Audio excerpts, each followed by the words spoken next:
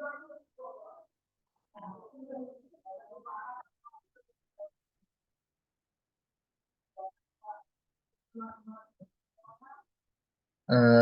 ya, Bismillahirrahmanirrahim. Assalamualaikum warahmatullahi wabarakatuh. Perkenalkan, nama saya Deva Ramadan dengan NIM H540 1211 053. Oke, udah kerekam. Jadi di sini saya akan coba mendemonstrasikan tentang eh, penggunaan instrumen variabel pada aplikasi Ifuse. Jadi di sini ada data yang akan saya gunakan ya. Di sini itu ada data jumlah uang beredar. Nah, jumlah uang beredar ini atau JUB ini itu dia sebagai variabel dependent. Terus di sini ada PBS juga atau pembiayaan bank syariah itu sebagai sebagai variabel independen. Juga ada BI rate dan di sini ada error. Error ini sebagai error ini diwakilkan oleh inflasi. Ini datanya. Oke. eh kita copy dulu datanya semuanya. Data yang kita gunakan ini dari tahun 2016 bulan Januari sampai bulan Desember tahun 2019.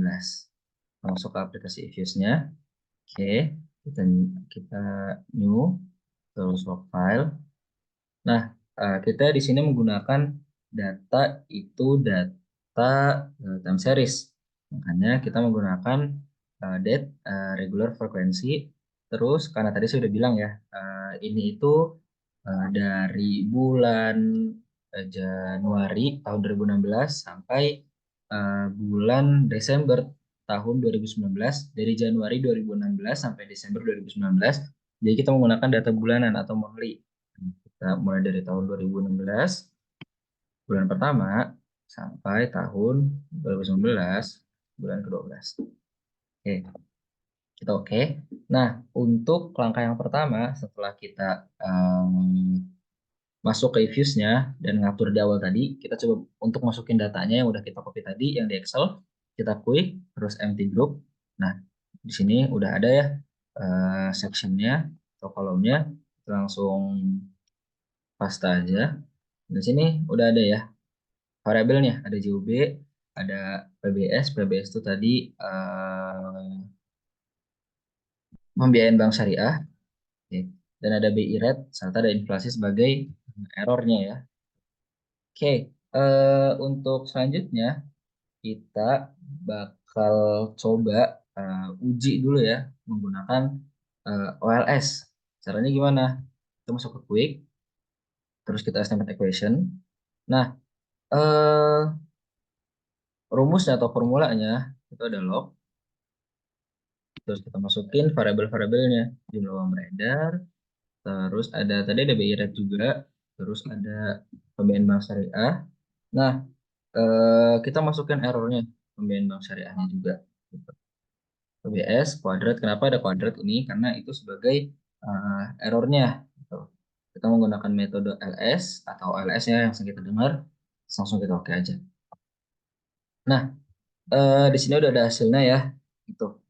eh, Hasilnya kita coba lihat di variabel C sama di variabel errornya. Nah, di sini tinggi banget di tes statistiknya gitu. 135 sekian dan di errornya ya, errornya itu di atas dari 0,5 yang mana dari dua hasil ini itu bisa diinterpretasikan bahwasannya ada variabel di luar model. Model yang ini yang mempengaruhi model tersebut juga gitu. Ternyata ada variabel di luar model ini yang mempengaruhi gitu. Nah, karena ada variabel yang mempengaruhi di luar model ini, maka kita lanjutkan tesnya menggunakan masih sama menggunakan OLS, tapi dengan memasukkan instrumen variabelnya. Tapi kan kita nggak masukkan instrumen variabelnya ya, gitu. Nah, sekarang kita bakal masukkan instrumen variabelnya dulu. Kita minimize dulu. Tapi sebelumnya kita freeze dulu. Kita freeze dulu supaya nanti ada perbandingannya. Kita estimate. Nah, oke. Setelah kita estimate itu kita masukinnya itu dari BI rate. Masukin dari BI rate si C si. Terus kita masukin inflasi. Oke, inflasi. Inflasi. Nah, oke, udah benar.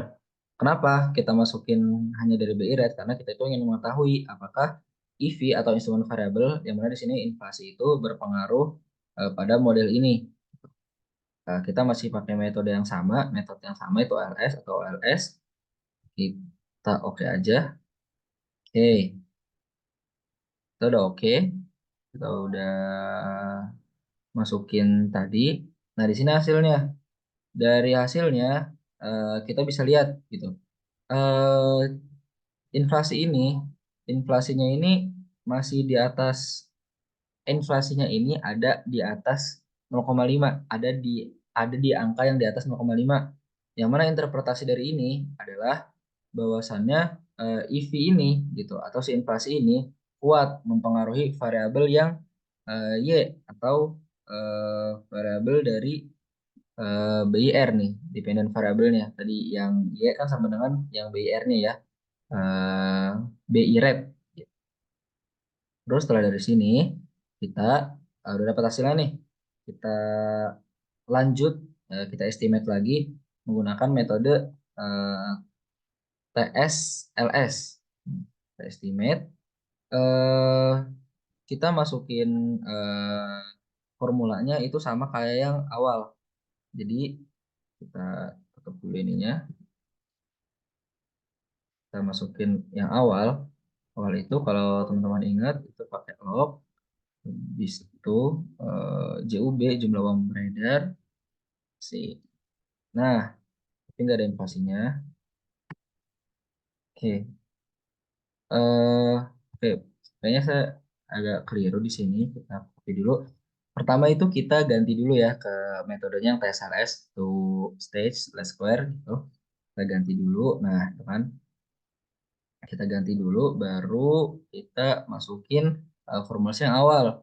Formulasi yang awal udah kita masukin. Nah, terus instrumen listnya kita masukin yang ini ditambah dengan inflasinya.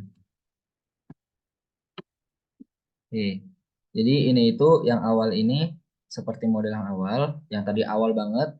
Terus di sini itu instrumen ya, instrumen listnya kita masukin eh, instrumen variabel ditambah sama errornya. Errornya ini yang inflasi ini. Udah, kita oke. Nah, dapat hasilnya, dapat datanya. Kita bandingkan juga ya, kita bandingkan juga hasilnya.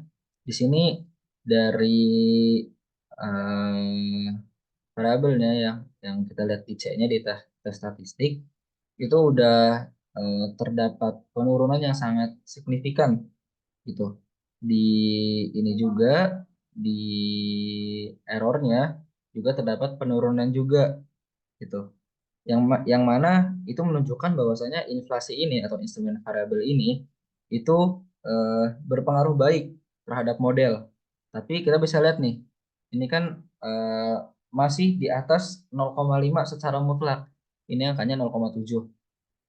Apa maksudnya? Jadi dari hasil ini kita bisa mengetahui bahwasanya masih ada variabel lain eh, yang di luar model ini yang tentunya berpengaruh juga gitu sama model tersebut gitu. Jadi ada variabel di luar dari yang inflasi tadi itu yang berpengaruh juga sama model ini. Nah, selanjutnya kita bakal melakukan yang namanya tes endogenitas. Endogenitas. Gimana caranya? Kita ke estimate. Salah-salah. Kita ke view, terus ada nih IV diagnosis and test. Kita pilih yang ini dulu, regressor endogeneity. Nah, ini yang namanya tes endogenitas. Kita masukin, oke, udah oke aja. Pilih red. Nah, hasilnya kita lihat di probability-nya. Karena angka di sini menunjukkan 0,064, yang mana ini itu masih di atas dari 0,05. Maka dari itu, interpretasi dari eh, hasil tes endogenitas ini itu adalah terima H0. Yang mana BI rate ini itu bukan bukan merupakan daripada variabel endogen yang ada di model tersebut. Nah, selanjutnya kita tes menggunakan weak instrumen gitu untuk melihat apakah instrumen variabel itu variabel instrumen itu kuat atau tidak dalam pengaruh model tersebut. Gitu. Kita view terus ini kita cek weak instrument diagnosis. Nah, ini hasilnya 0,45 sekian, 0,46. Itu di crack Donald F statnya.